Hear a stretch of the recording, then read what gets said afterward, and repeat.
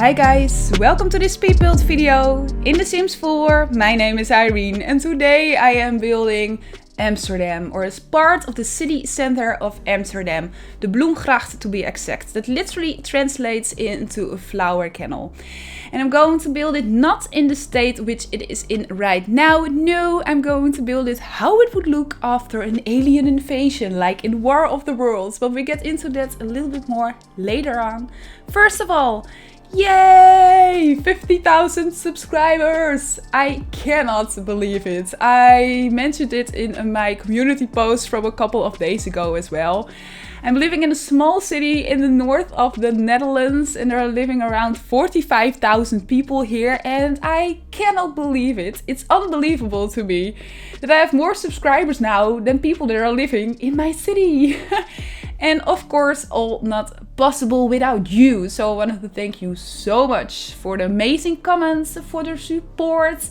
It means so much to me. I cannot express how grateful I am. So I wanted to do something special today. So that's why this video is this long. That's why I didn't upload last Friday, because this build took me forever. I think it's the biggest build I ever did in the game.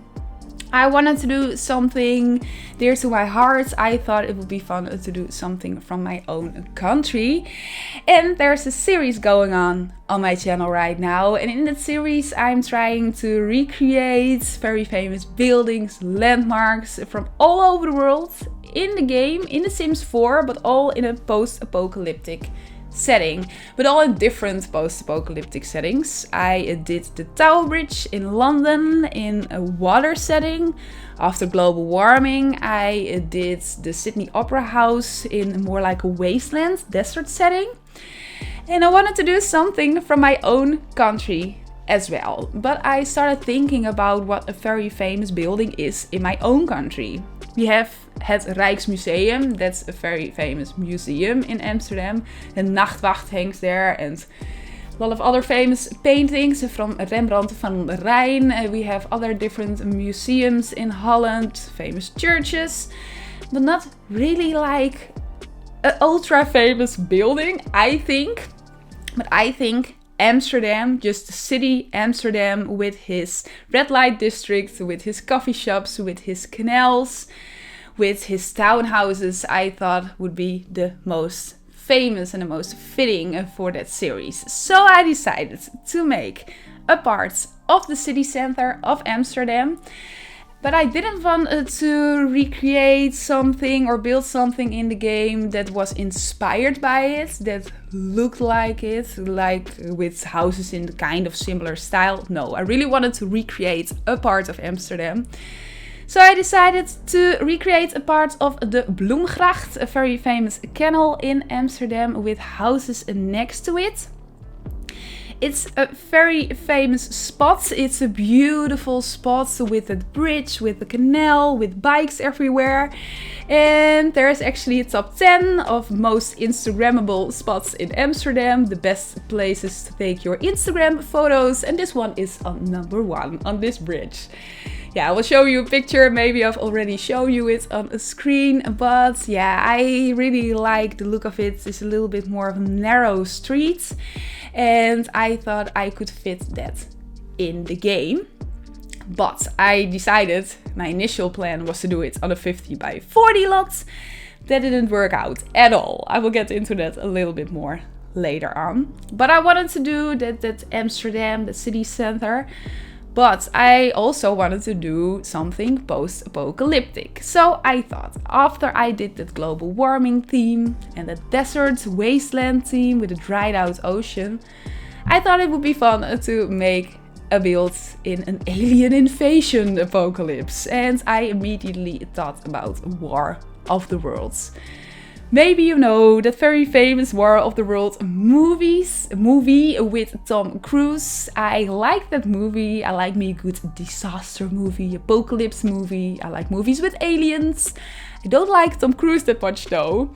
It has something to do with doing so strange on that couch with Oprah Winfrey. But yeah, I don't know why. I think he has kind of a strange air over him. I don't like him that much. I'm sorry, but I love that movie. It was a lot of fun. But The War of the Worlds is actually famous on a totally different reason. In 1938, a man named Orson Welles, he has written theater productions for the radio, for people to listen to, for CBS radio station. And he did a production of Treasure Island already. He did one of Dracula already. And he wanted to do one around aliens as well. And he just did a normal theater production on the radio. And people weren't that impressed and weren't that excited about it. So he decided to do something totally different. He decided to just broadcast a classical concert on the radio. And just in the middle of the classical concert, he interrupted the show for a special news broadcast without announcing anything about the theater thing. And in that news broadcast, there were reporters, fake reporters of course, but people didn't know that. There were reporters and they were telling that they saw big aliens or orbs in the ground, and there were lightning bolts striking into these orbs, and these orbs came to life and they became these massive kind of flying saucers with metal long legs underneath them, like massive spiders.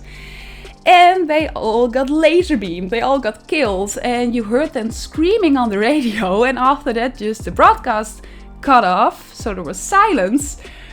And the whole country was in shock, if you believe the story though, because later on there was a kind of different story, get into that more later on, but the country was in complete shock. There were people calling the CBS radio station, going over there at the point that CBS finally realized what they've done. They rectify it after an hour or something, but there were already riots in the streets of New York. There were even people taking their own lives because they were so scared of this. So things went a little bit out of hand. Later on, seems to be a little bit exaggerated, the entire story. The whole radio was under big pressure. No, the newspapers were under big pressure because of radio coming up. And with this story in the newspapers, they could buy or sell more papers and they could earn more money. And apparently there weren't any people that taken their own lives, there weren't any riots, but it's still kind of a mythical story. There weren't even that much people listening to the radio broadcast though. Yeah, I watched a documentary about it and that's why I know this. But the initial story was there were 6 million people listening to that radio broadcast, but there was another radio broadcast of a ventriloquist of all people, and he was very popular, so there were a lot of more people listening to him than to The War of the Worlds. So everything was a little bit exaggerated. Yes, I'm wondering too how a ventriloquist can do his show on the radio. I really don't know how. But well, after this 10-minute long story, I decided to go for that setting, that War of the Worlds alien invasion setting for this Amsterdam build. So, like I said, my initial plan was to build it on a 50 by 40 lot. You know, we have the 50 by 40 lot in Brightchester. That's the world that came with the Discover University pack, and it's in the middle of an old city. So I thought that's kind of fitting. But I thought the proportions of this entire build, especially because I wanted to make this canal in the middle, I wanted to make these streets, I wanted to make sidewalks, I wanted to place in a lot of destroyed cars, I wanted to make these houses at the sides. The proportions weren't right on that 50 by 41. I just hadn't enough space over there. So I went to a 50 by 50. Yes, I didn't have enough space over there as well. I know that you guys want smaller builds in this series as well, because of course it's kind of fun to place post-apocalyptic builds in one world and just make your own gameplay all around it. And I'm really trying to do it, but in some kind of way, I always end up on these massive lots. But I'm really trying. I assure you I'm trying. And in the future, there will be other builds in this series on smaller lots though. But yeah, in the end, I ended up on this one, this 64 by 64 one. It's where the Central Park in San Myshuno, the city that came with the city living pack for The Sims 4 used to be. And I picked this lot because at the background of the lot you can see a city, and over there you can see it now. Just at the middle, at the back of this lot, you have that building, and it reminded me of the Rijksmuseum in Amsterdam. I thought it had kind of the similar look, so I thought that was a lot of fun. It is a special lot though. You can only place special venues here. You cannot change the lot type into residential. Of course, you can kind of travel here.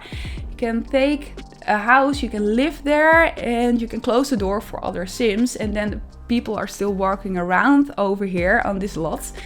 And I think that's kind of realistic, but if you wanted to make this entire lot into a residential lot, you have to pick one of the other 64 by 64 lots that are available in the game. Talking about your Sims that are living here, on this entire lot, this entire build will be 17 different houses. But this already took me so much time to build that I decided to not decorate them all. I think I could work on this for months if I wanted to decorate them all. Yeah, I did decorate them all, but I didn't make them into functional houses. Later on, after I'm finished with the exterior and the facades of the houses, the front of the houses, I will blow the back walls out of the houses. I will destroy them and make them look like they are destroyed. These massive alien machines, because actually the aliens were a little bit smaller, but they were in these massive machines with these big spider legs. They have these laser beams, and in my mind these laser beams just balloon off the back part of all these houses there.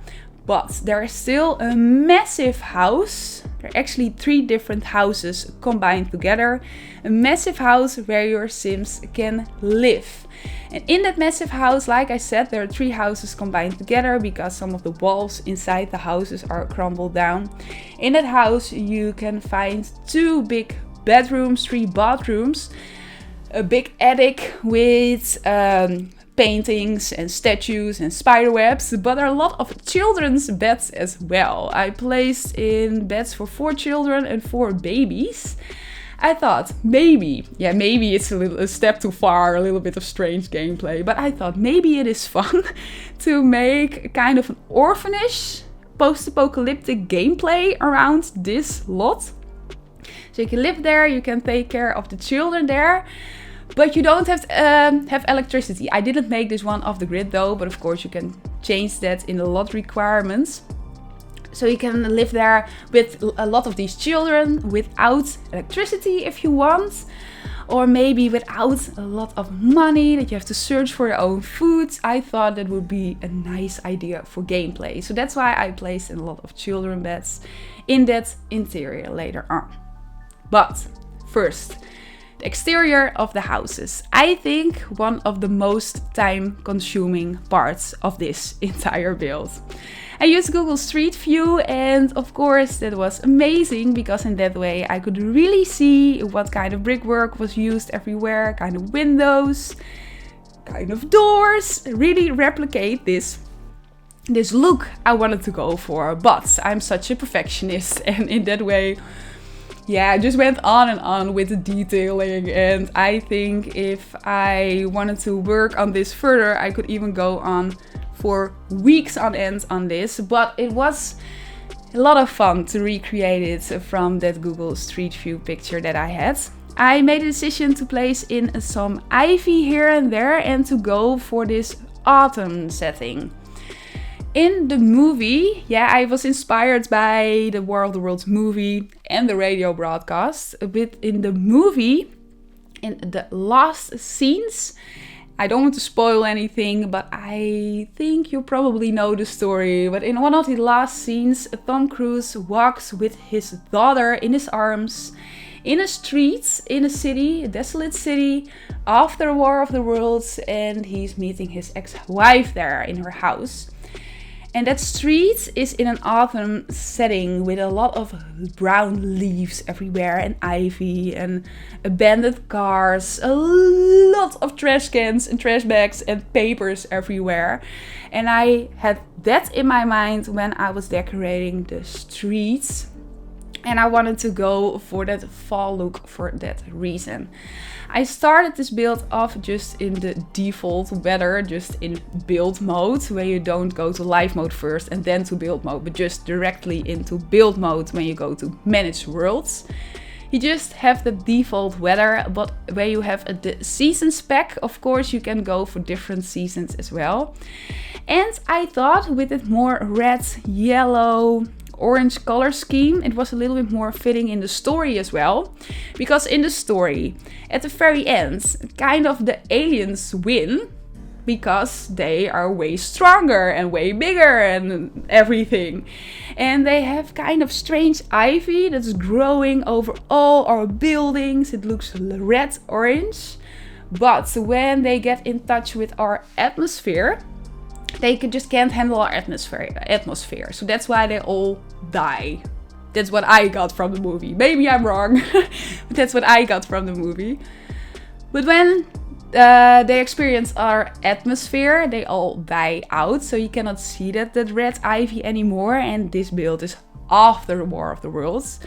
But I still wanted to place in some remnants of these ivy everywhere. And that ivy that I used on the walls here and there, it came with the Eco Lifestyle pack actually. And the very cool thing about it is that it changed color as well.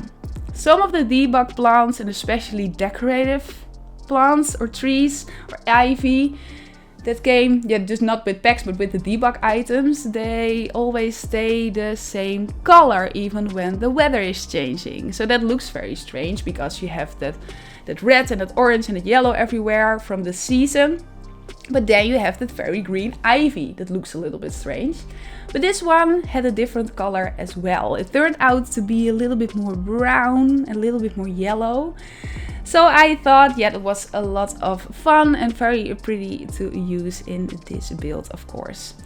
For all the different windows that I used, the Discover University pack was definitely very, very important. For the post-apocalyptic look, especially later on with all the trash and papers on the streets everywhere, and for that ivy, Eco Lifestyle, very, very important. I think, Eco Lifestyle, where you want to do a post-apocalyptic build, that is the most important one, the best one to have for it. Because of the trash and because of these broken down furniture pieces that are within that pack. You have a broken down dresser, a fridge, a bathtub, a lot of other things. So you can really replicate that look in that way. We're now on the other side of the street.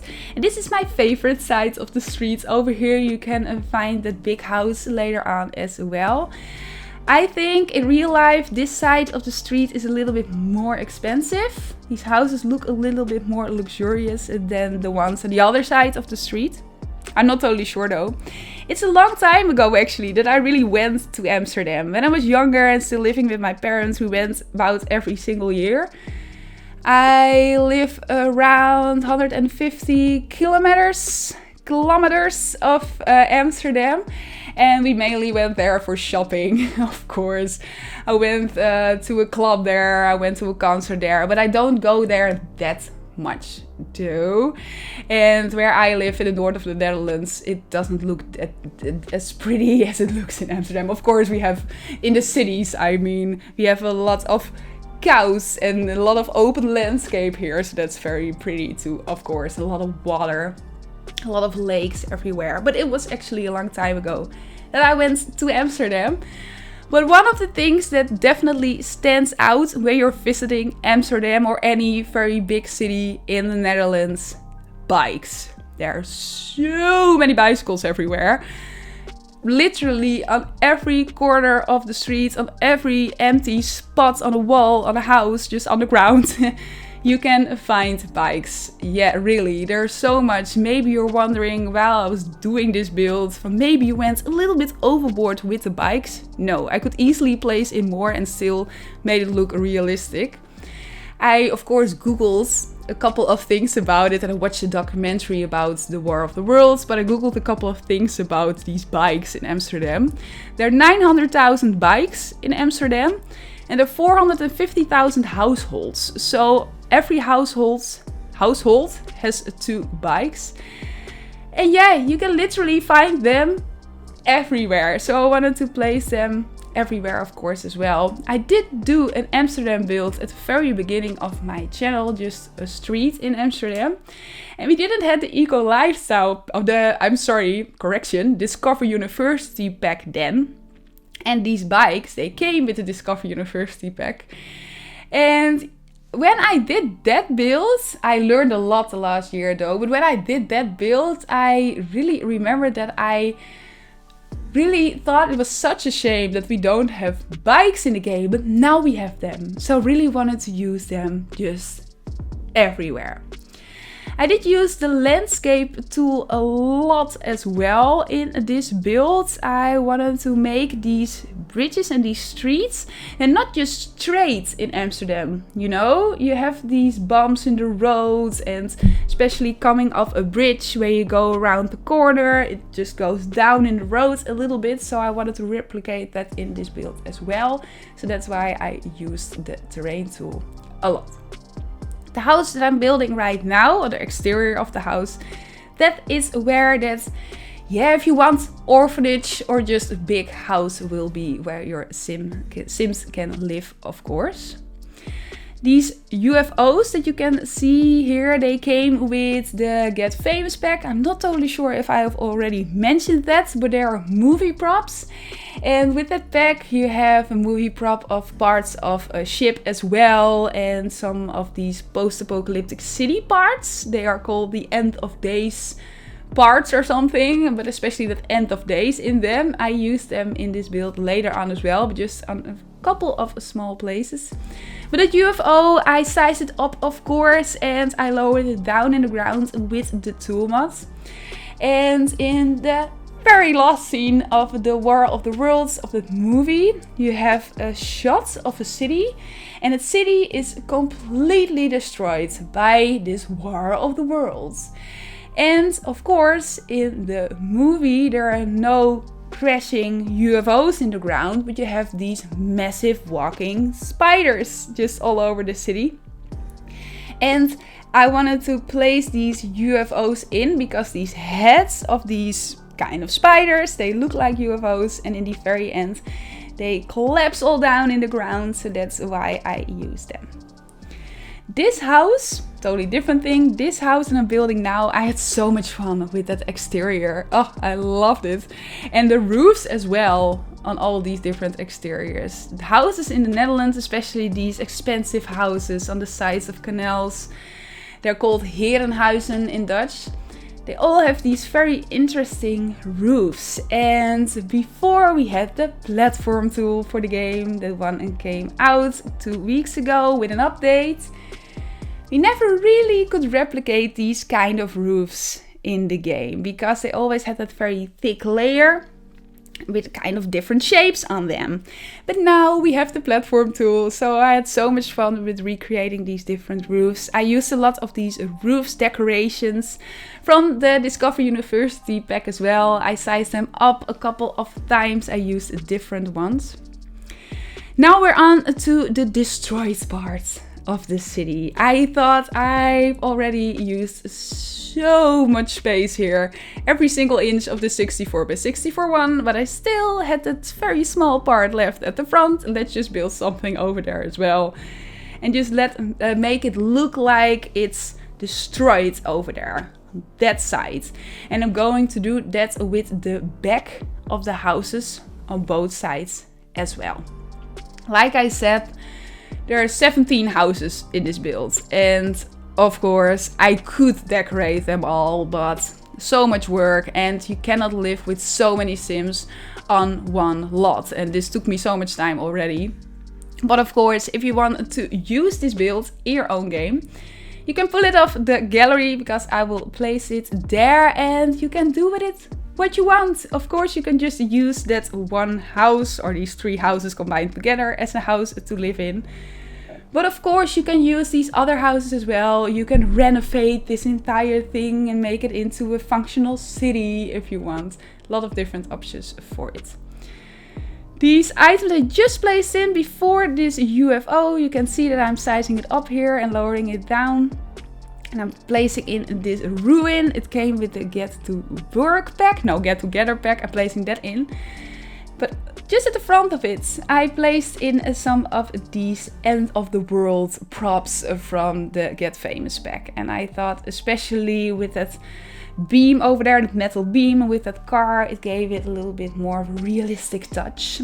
I placed in some flowers here on the bridge. It's not that post-apocalyptic, but I wanted to make it as similar as I could on the picture or on the street view that I had. And it's a Bloemgracht flower canal, so on the bridge are originally a lot of flowers, so I wanted to place these flowers in as well. Now you can see the back of these houses, that destroyed part that in my mind, one of these massive alien pods things were walking here and laser beaming the hell out of these walls at the back of this house. And I made these gaps in the ground. You can see it here in the floors is what I wanted to say. And I will place a lot of trash everywhere later on. I did cut in the video here, and I cut a little bit here and there while I was doing the exterior of the houses as well. Because yes, this video was already around 40 minutes long, and if I kept everything in, it would be 60 minutes, 90 I think. And that's without, of course, figuring things out. And yeah, it took me a week to build this, but what was my point? I don't know it anymore, but what I wanted to say is that I cut a lot over here in this process, but it's kind of the same everywhere. I just deleted the back walls on almost every single one of the houses, not that one, of course, where your Sims can live in. That I cut a part out of the ground, and I will place in a lot of garbage everywhere. When you want to cut out certain pieces of decks, and it doesn't work that smoothly over here because I still have to remove the walls, but when you're placing in just a deck, it's actually very easy to do. You can just draw out a room with that draw room option in the build menu, of course. But when you hold down Control on your keyboard while you're drawing out a room, it will delete the part that you just drawn out. Yes, I only figured that out around 3 months ago while I was watching one of Kate Emerald's, the amazing Kate Emerald's videos actually. I didn't know that before. But yeah, it's an easier method than just place in different decks and then you have to delete them again. It's very, very annoying. So just hold down Control where you're placing in a room. Now I'm placing in all these different details here. I wanted to make it look destroyed, trashed down. So a lot of these post-apocalyptic trashy items from the Eco Lifestyle pack, but some just normal furniture here and there as well. I changed up the colors of the different floors, the wallpapers here and there. And like I said, I wanted to make it look like this was completely destroyed. But still some furniture here and there on the other side as well. But like I already said, if you want to change one of these houses, if you like a particular house more, you can just rebuild the back wall. And when you're rebuilding that back wall, the just normal floor will appear again and you can pick another house for your Sims to live in.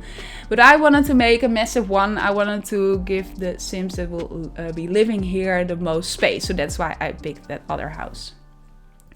I made the walls look more destroyed or more damaged with these cracks in the wall. You can see that here on the back. And I will use it in the interior because we're already in the interior now a couple of times as well. And that are accents, or actually wall paintings, because you can find them in that section of your buy menu in your build and buy catalog, and they came with the vampires pack actually.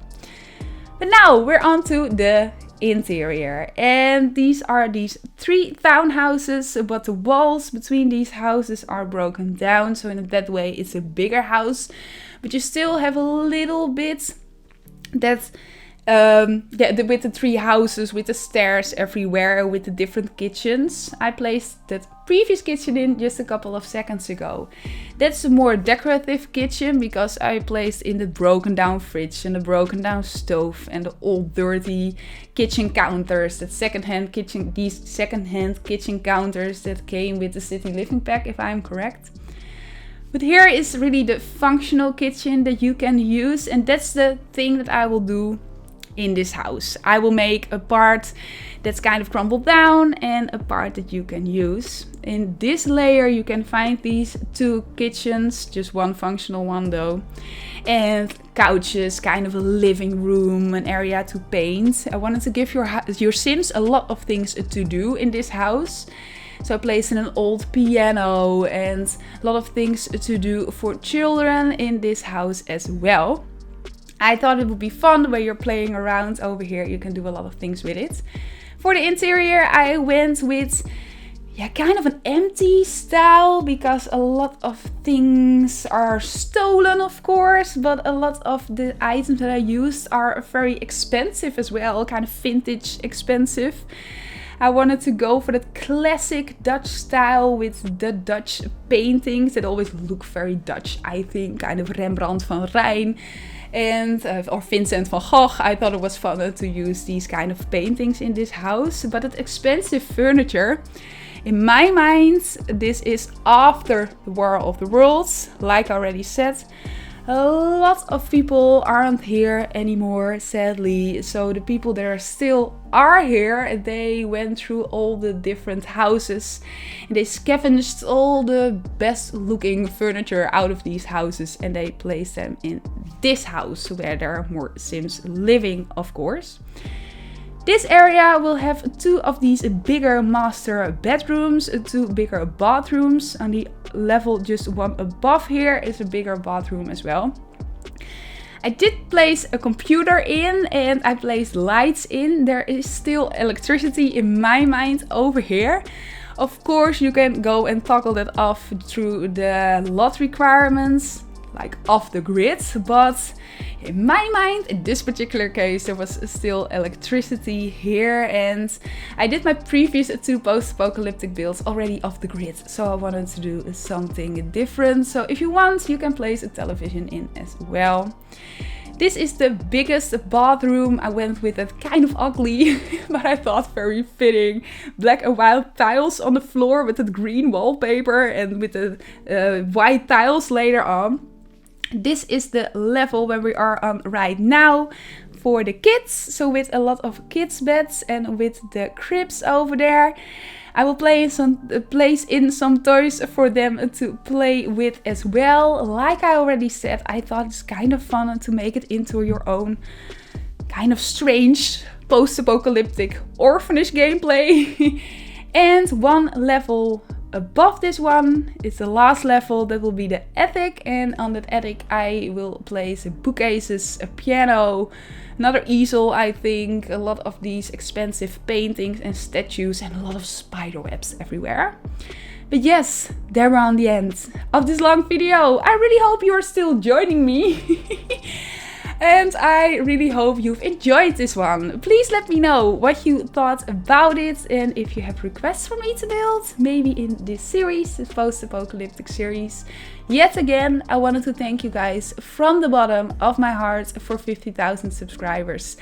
You made my day, my year. It's a little bit strange to say during 2020, but yes, thank you guys so much. I will be back this Friday with a new video. It's actually part of an exciting collab, so I cannot wait. You can see the outro kind of house tour in a couple of seconds. I really enjoyed making that one for this video. It's kind of long, but of course it's a big build, so it's a longer outro, longer of a house tour. So I really hope you will enjoy that one. I hope to talk to you this Friday. Have a good day. Goodbye!